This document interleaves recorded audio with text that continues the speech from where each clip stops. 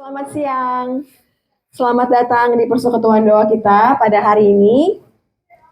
Terima kasih untuk semuanya yang sudah datang pada hari ini, yang sudah setia dengan semangat tetap datang. Meskipun kita semua tahu hari ini hari kejepit ya, pasti banyak yang cuti nih rekan-rekan Bapak Ibu, teman-teman semuanya, ya kan? Saya juga nggak cuti Pak, kita semua di sini nggak cuti. Kita semua tidak cuti. Nah, saya yakin pasti semua di sini datang, semuanya udah punya kerinduan, ingin datang bersekutu, ingin mendengarkan firman Tuhan, juga ingin memuji Tuhan bersama-sama. Amin. Kita bangkit berdiri, kita mau memulai ibadah kita pada hari ini dengan nyanyikan sebuah pujian, bertemu dalam kasih-Nya. Kita nyanyikan dengan penuh sukacita.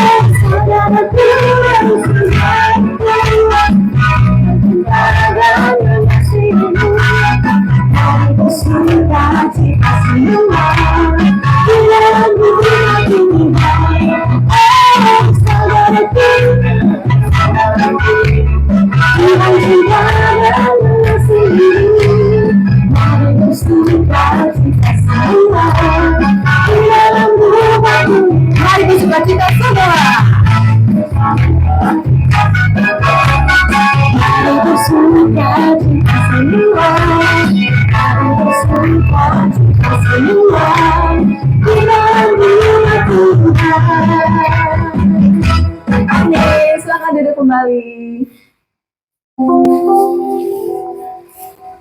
Kira-kira minggu depan ada yang tahu nggak sih Bapak Ibu ada acara apa yang penting nih, yang sudah ditunggu-tunggu dari sekian lamanya? Saya kasih clue lagi ya, tanggal 14 hari Valentine. Itu juga ya hari kasih sayang, tapi bukan itu. Apa tuh? Hah? Bulan depan Pak, clue-nya bulan depan. Saya kasih tahu aja deh. Hari pemilu ya Bapak Ibu. Minggu depan ya. Bulan depan lagi. Hari ini udah Februari ya. Ya ampun Tiffany, maaf ya Bapak Ibu. Ya minggu depan ya, tanggal 14 depan Valentine. Ya udah cukup lama juga kita heboh-heboh ya tentang pemilu ini. Udah ada kampanye yang sangat lumayan lama, bendera-bendera di jalan ya Bapak Ibu. Ada juga debat-debat. Pokoknya merupakan satu topik yang heboh dibincangkan lah ya. Di mana-mana, di sosmed ataupun di teman-teman di kantor, di rumah, di mana-mana ya Bapak Ibu. Ya kita terus berdoa, kita terus bergumul, kita bawa dalam doa kita supaya melalui pemilu ini kita dapat mendapatkan pemimpin yang benar-benar dapat dipakai Tuhan, yang dapat menjadi pemimpin yang baik, mensejahterakan rakyatnya, dan juga pasti untuk memuliakan nama Tuhan ya. Semuanya kembali untuk memuliakan nama Tuhan. Juga kita berdoa juga supaya diberikan hikmat nih buat kita semua memilih kira-kira pemimpin yang baik itu yang mana gitu. Kita berdoa bersama-sama. Nah, firman Tuhan kita hari ini akan membantu kita untuk mendapatkan jawaban itu. Kita akan dibawakan firman Tuhan oleh Bapak Pendeta Frans Pasaribu. Kita mau siapkan diri kita untuk mendengarkan firman Tuhan. Kita nyanyikan sebuah pujian. Biarlah pujian ini menjadi doa dan seruan kita untuk bangsa kita. Nyanyikan pujian doa kami.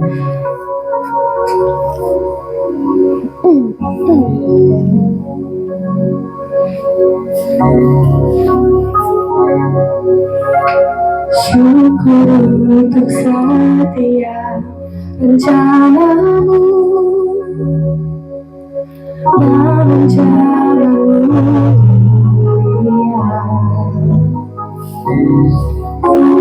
dalam satu tubuh kami bersatu menjadi duta kerajaanmu. Ku ucapkan berkat, ku ucapkan berkat atas Indonesia. Biar kemuliaan Tuhan akan nyata bagi bangsa ini. Berdiri dalam ibadah kami kepadamu. Sesuatu yang besar pasti terjadi dan mengubahkan negeri kami. Hanya namamu Tuhan ditinggikan atas seluruh bumi.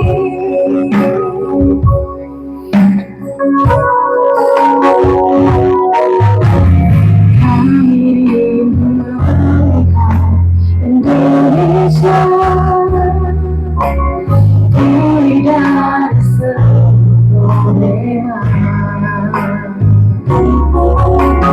hidup dalam jalan kebenaran-Mu, pancarkan terang kurnia-Mu. Ucapkan berkat atas Indonesia. Biar kemuliaan Tuhan akan nyata bagi bangsa ini. Kami berdiri dalam mawadah kami kepadamu. Sesuatu yang besar pasti terjadi dan mengubahkan negeri kami. Namamu Tuhan ditinggikan seluruh dunia.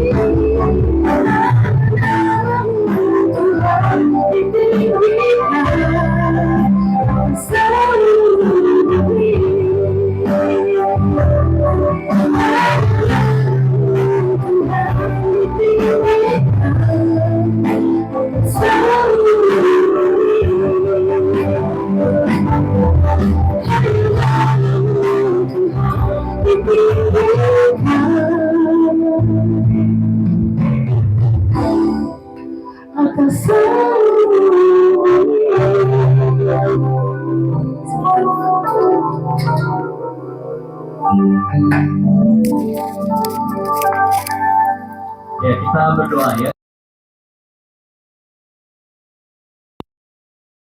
Kami bersyukur waktu ini kami mau pakai untuk sama-sama mengenal dan bagaimana kami bisa mendapat tuntunan dari Tuhan sendiri di dalam setiap preferensi kami ketika memilih di tanggal 14 nanti.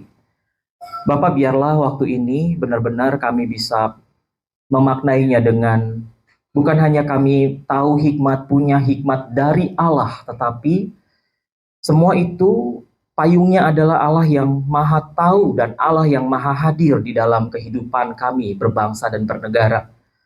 Maka berilah kami kekuatan untuk bisa mengimani ini. Ketika nanti tanggal 14 di bilik suara kami akan menentukan dan memutuskan pilihan kami. Kami serahkan waktu ini di dalam tangan pimpinan Tuhan. Hanya di dalam nama Tuhan Yesus Kristus kami memohon ini semua. Amin. Amin. Sekali lagi shalom. Ya, sekali lagi saya bersyukur boleh sama-sama berada dengan PD El Shaddai di tempat ini, saudara ya. Tema yang kita sama-sama mau gumulkan adalah terkait dengan hikmat di dalam memilih seorang pemimpin ya. Hikmat di dalam memilih seorang pemimpin. Nah, saudara, kalau saudara berharap akan diarahkan gitu ya, tidak akan terjadi, saudara, karena preferensi masing-masing kita punya ya. Saudara juga punya channel favorit saya kira, mulai dari Bocor Alus Tempo misalnya ya, Prof. Renald Kasali atau Cokro TV yang kita tahu sama-sama itu menjadi sebuah hal yang debatable ya, dan itu menjadi satu opini yang bisa terbentuk di dalam pilihan masing-masing kita. Bahkan juga PGI ya sudah memberikan salah satu bentuk bimbingan pastoral ketika kita mau memilih begitu di tanggal 14 Februari. Tapi memang agak hektik dan sangat crowded sekali begitu, saudara ya. Dan saya bukan mau menambahi tentang hal-hal yang sedang terjadi, tapi saya ingin di dalam bidang saya, yaitu bagaimana kita seorang Kristen ini bisa melihat semua itu dari kacamata hikmat, oke? Dan bagaimana hikmat itu bukan karena kita punya knowledge dan data, which is penting banget, ya. Karena tanpa itu kita juga akan serampangan memilihnya, begitu ya. Tapi bagaimana knowledge ini dikaitkan dengan dua karakter Allah, yaitu Allah yang maha tahu dan Allah yang maha hadir.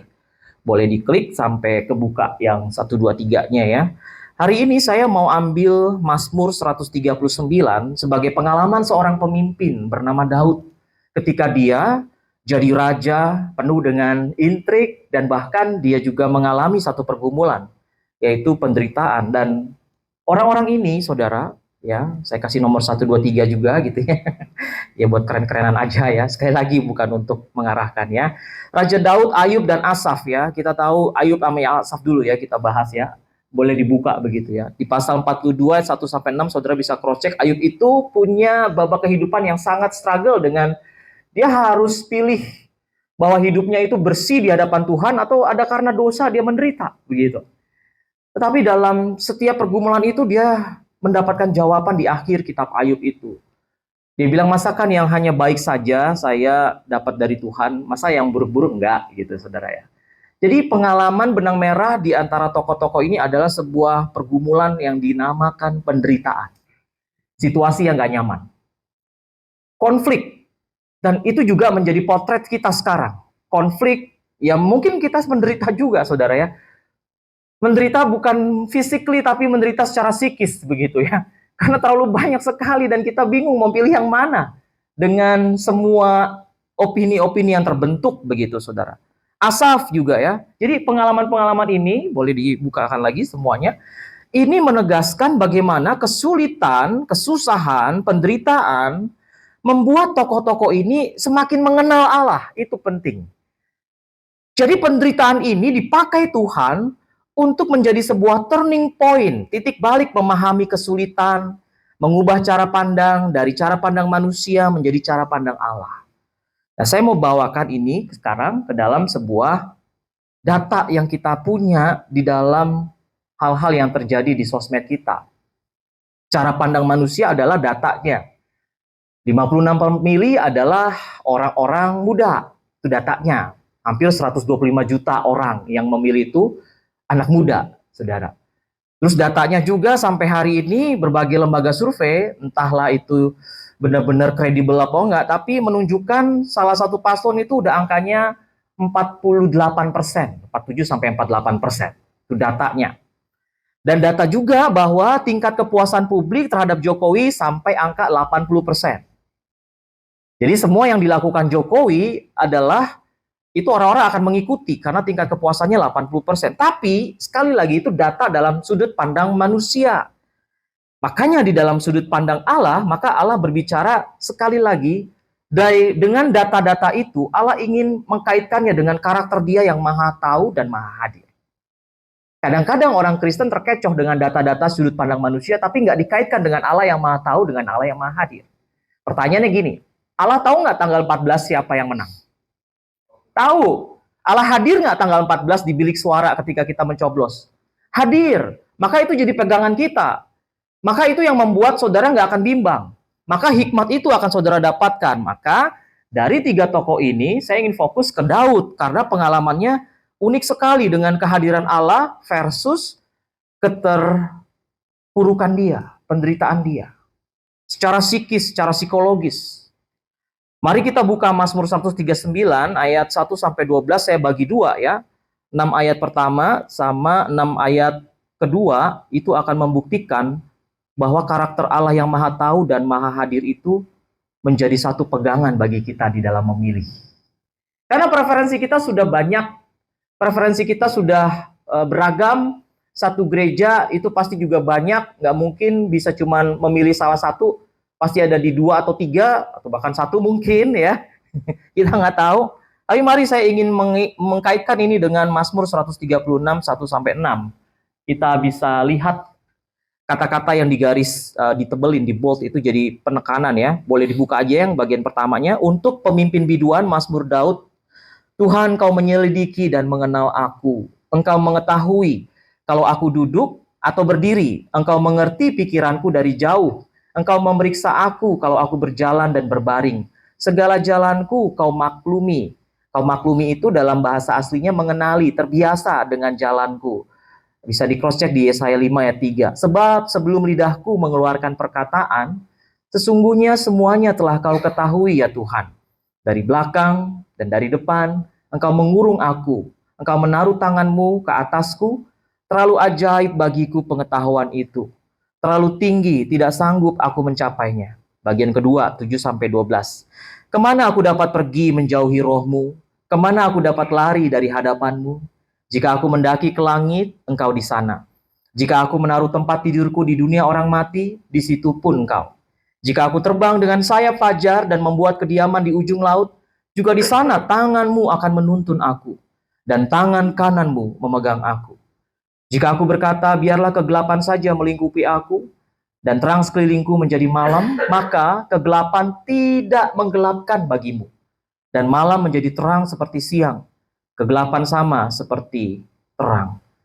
Jadi dari hal-hal ini, saudara, saya ingin membuat 2 poin saja. Yang pertama, next, yang ada sebelah kanan itu. Di bagian pertama, dari kata-kata yang di bold itu, ayat 1-6, itu bicara kemahatauan Allah. Lihat deh kata-kata itu. Menyelidiki, mengenal, mengetahui, mengerti pikiran. Betapa dalam itu. Memeriksa aku, kau maklumi, kau ketahui, engkau mengurung aku, engkau menaruh tanganmu. Allah Maha Tahu. Saudara, kondisi Daud pada waktu dia menulis Mazmur ini nggak mudah. Daud itu orang yang betul-betul punya pergumulan yang dahsyat sekali ketika memimpin sebuah negara, Israel.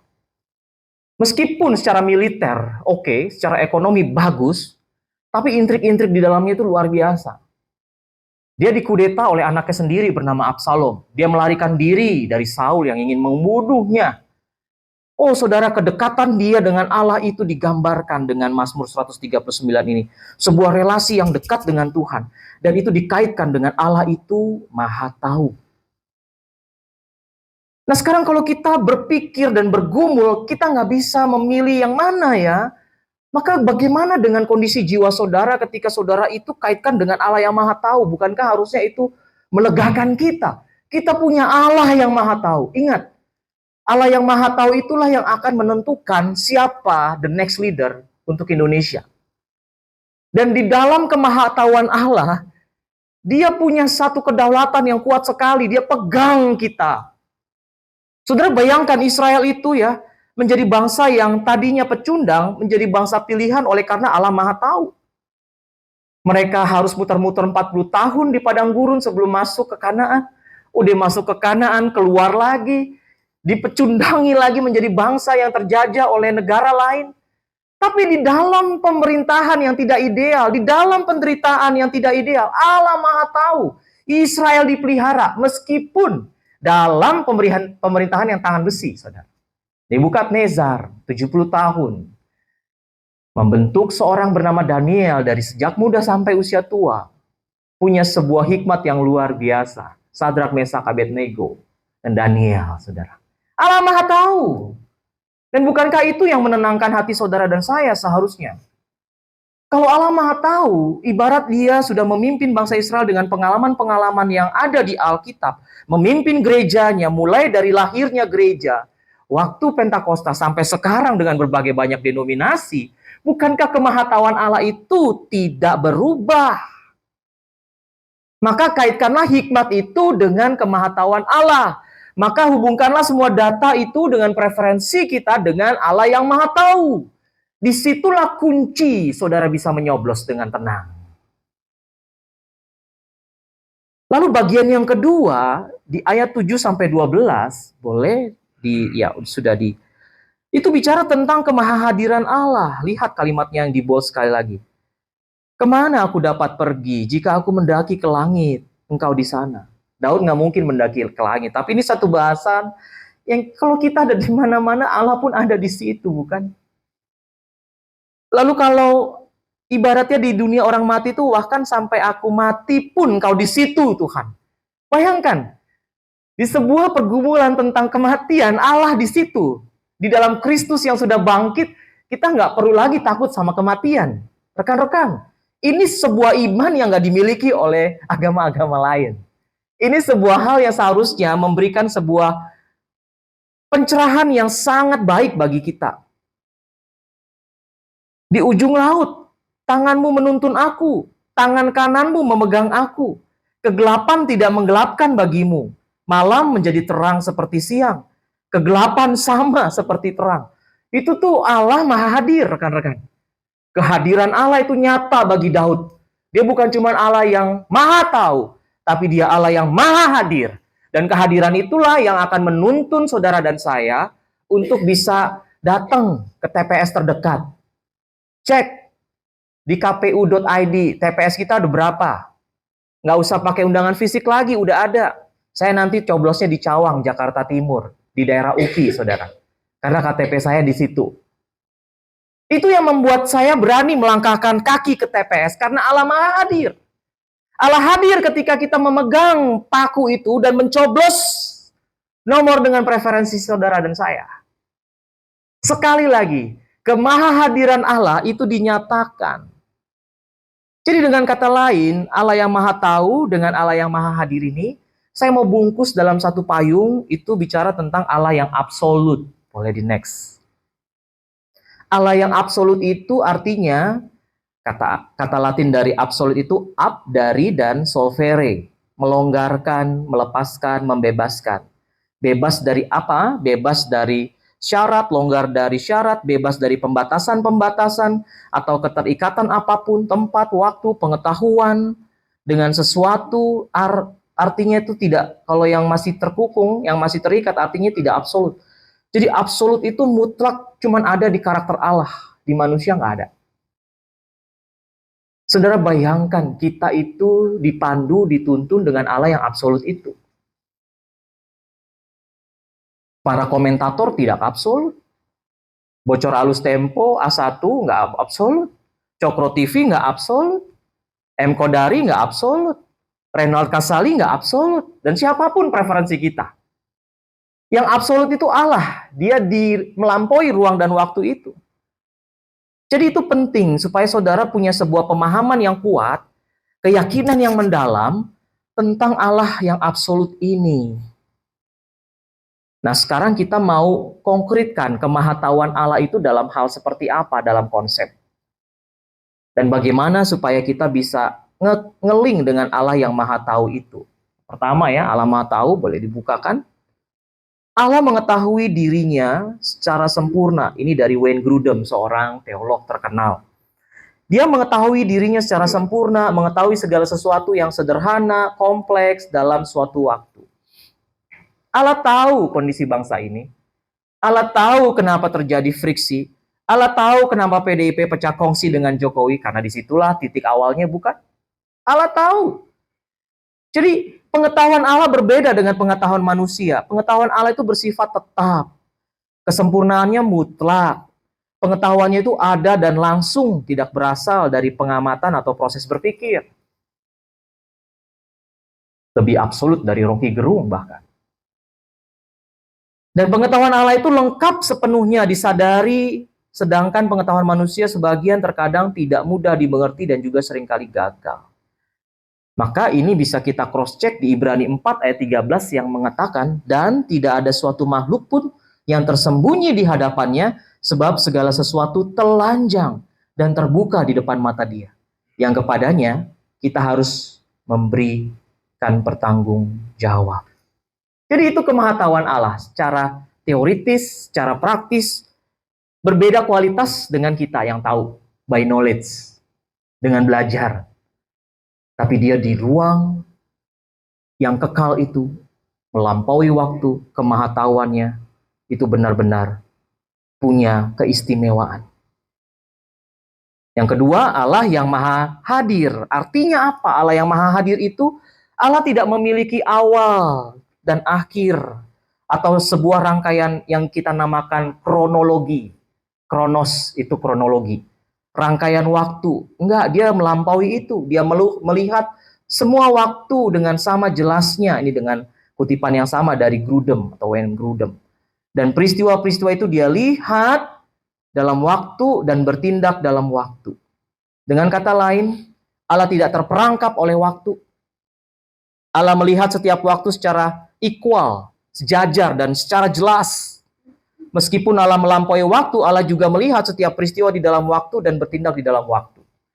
Agak-agak bingung saudara ya, bersifat sedikit filosofis, tapi nggak apa-apa. Memang inilah Allah kita yang ajaib. Dan bahkan secara konkretnya kutipan Yeremia 23 ayat 23 sampai 24 mengatakan, masakan kata Allah, aku ini hanya Allah yang dari dekat. Demikianlah firman Tuhan, dan bukan Allah yang dari jauh juga. Sekiranya ada seseorang yang menyembunyikan diri dalam tempat persembunyian, masakan aku tidak melihat dia? Demikianlah firman Tuhan, tidakkah aku memenuhi langit dan bumi? Demikianlah firman Tuhan.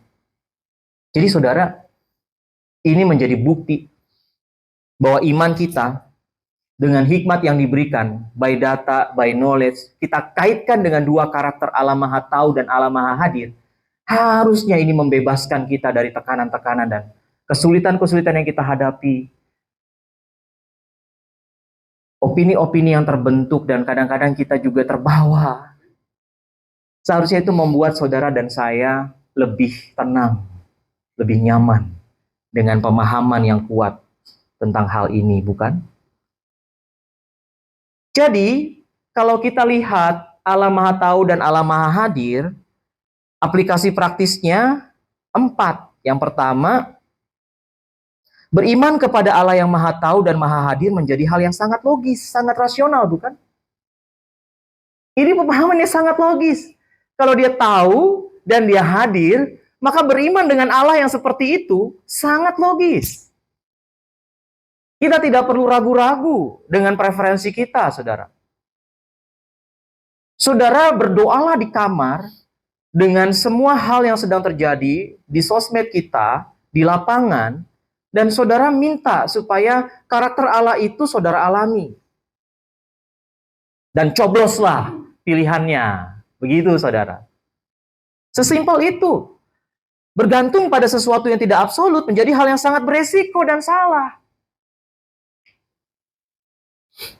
Uang misalnya saudara ya, politik uang gitu ya. Ya sekarang ini banyak sekali ya. Supir Grab saya dengar dapat 150.000 kalau memilih salah satu paslon ya. Ada tuh beredar gitu ya.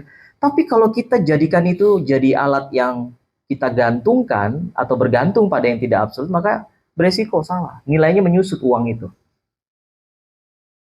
Apalagi jabatan, pangkat. Kalau setiap capres dan cawapres menggunakan jabatannya, pada akhirnya Allah akan melihat seperti orang-orang yang memimpin Israel dan raja-raja yang membentuk bangsa Israel datang dan pergi dengan sebuah pergumulan dan penderitaan. Maka itu akan digunakan Tuhan untuk memurnikan orang itu. Kalau saudara menggantungkan sesuatu dengan yang tidak absolut, maka percayalah saudara akan kecewa sekali. Bergantunglah kepada yang absolut. Itu penting. Uang jabatan tidak absolut. Orang-orang yang mengarahkan kita tidak absolut. Bergantunglah kepada Allah yang absolut. Ketiga, identitas kita yang paling benar hanya didapatkan dari mengenal Allah, pencipta kita. Identitas kita digantungkan kepada yang absolut itu, maka saudara akan menjadi sangat-sangat nyaman dan sangat aman. Meskipun saudara dan saya punya sama-sama pergumulan yang berbeda-beda mungkin. Dan keempat, Kristus dan firman-Nya adalah satu-satunya cara yang benar untuk mengenal Allah.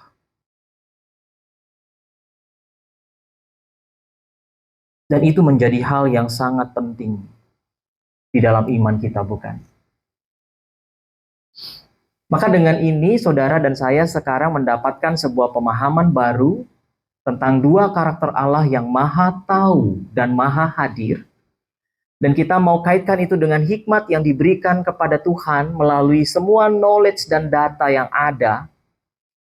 Dan kita akan pasti bisa memilih dengan hal-hal yang sudah kita refleksikan ini. Sehingga, ya inilah saudara, Mazmur 139. Slide terakhirnya, ini bicara tentang sebuah struggle. Daud struggle dengan dirinya sendiri ketika dia jadi pemimpin dan ketika dia mengalami banyak hal. Saudara dan saya juga struggle dengan sebuah kenyataan bahwa kita sedang dikoyakkan ya dengan berbagai macam isu demokrasi ya. Pada banyak mau turun ke jalan, bilang mahasiswa katanya mau turun ke jalan, kita lihatlah. Dan kita kaitkan dengan Allah yang maha tahu dan maha hadir itu, saudara ya. Jangan takut. Tadi saya bicara dengan satu rekan, katanya di daerah Kemayoran tuh udah rame, salah satu calon juga mau pakai JIS. Dan ada satu tempat di situ kayak Wisma Atlet yang dekat pintu tol juga dipakai buat base camp mereka. Nggak apa-apa, saudara. Kalau memang itu mereka sudah mendapatkan izin dan lain sebagainya, jangan takut untuk keluar rumah. Besok Imlek gitu saudara ya, nggak apa-apa kunjungan tetap ke rumah keluarga, ke orang tua, kakak paling tua, kalau saudara merayakan Xinjia. Tionghi semuanya begini nggak apa-apa. Jangan takut dengan keramaian yang ada di sana. Karena Allah kita maha tahu dan maha hadir. Saudara itu akan menenangkan hati saudara dan saya. Maka, pilih nomor berapa Pak? Pilihlah yang Allah sudah tetapkan di dalam hatimu. Dan percayalah Tuhan akan memakai siapapun yang akan memimpin negeri ini. Ingat saudara, preferensi kita Alkitab. Israel pernah dipimpin oleh sebuah rezim yang sangat keji dan tidak mengenal Allah. Tapi mereka survive. Beberapa kali mereka itu dibuang, mereka survive. Kadang-kadang, saya kasih tahu rahasianya saudara ya, dari segi pemahaman seorang hamba Tuhan. Kadang-kadang Tuhan itu mau memakai umatnya untuk dimurnikan.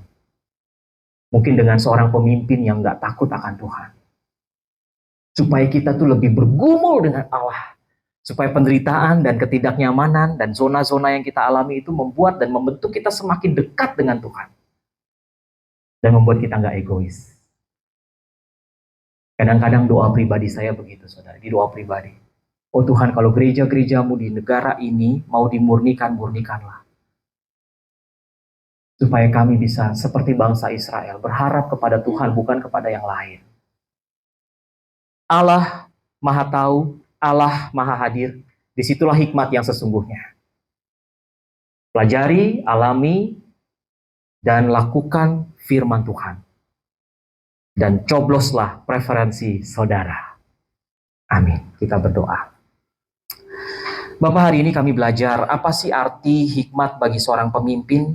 Bagi kami, Tuhan, seringkali hikmat itu by knowledge. Kami pelajari banyak data, fakta di lapangan. Dan bagi kami, khususnya kami laki-laki, kami suka meriset. Dan kami menganggap bahwa itu adalah satu hal yang valid. Tapi ketika kami konfrontasi dengan karakter Allah yang Maha Tahu dan Maha Hadir, maka sekali lagi itu semua gugur ya Tuhan.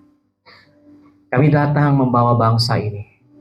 Supaya nanti tanggal 14 kami tidak golput, minimal kami di persekutuan doa El Shaddai ini. Tapi kami berduyun-duyun datang ke TPS dengan sebuah langkah dan kepala yang tegak karena Allah Maha Hadir dan Allah Maha Tahu.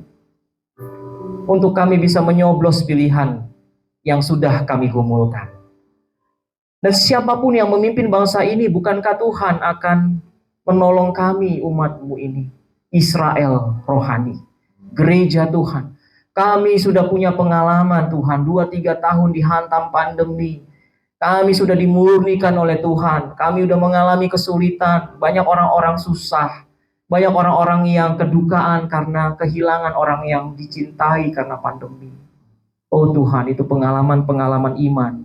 Untuk kami belajar bersandar kepada hikmat Allah di dalam kemahatauan dan kemahahadirannya. Kami bersyukur untuk Daud, Ayub, dan Asaf. Mereka adalah tokoh-tokoh Alkitab yang dimurnikan. Khususnya hari ini kami belajar dari Daud. Tuhan, tolonglah kami yang lemah ini. Mantapkan hati kami. Untuk kami bisa datang untuk memilih sesuai dengan hati kami masing-masing. Kami bersyukur di dalam nama Tuhan Yesus Kristus. Amin.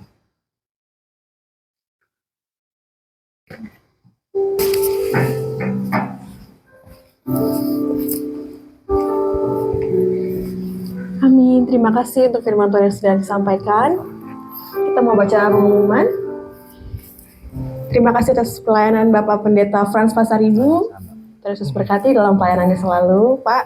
Kemudian doa bersama Rabu 21 Februari jam 12.40 ya, seperti biasa teman-teman. Kemudian PD berikutnya akan diadakan pada tanggal 23 Februari dengan tema bekerja dengan hati dan firman Tuhan disampaikan oleh Bapak Evangelis Hadi Sonatan. Sekian. Oke, saya kembali mengundang Bapak Pendeta Frans untuk maju ke depan dan memimpin kami dalam doa berkat dan doa penutup. Baik. Mari kita berdiri, kita naikkan Bapak terima kasih. Setelah itu kita akan tutup dengan doa berkat. Bapa, terima kasih. Bapa, terima kasih. Bapa di dalam surga, puji, terima kasih. Amin. Saudara, arahkanlah hatimu kepada Tuhan, kembalilah ke dalam pekerjaanmu masing-masing dan terimalah berkatnya. Kiranya Tuhan memberkati engkau dan melindungi engkau. Tuhan menyinari engkau dengan wajahnya dan memberi engkau kasih karunia. Tuhan menghadapkan wajahnya kepadamu dan memberi engkau damai sejahtera. Amin. Silakan duduk, waktu teduh.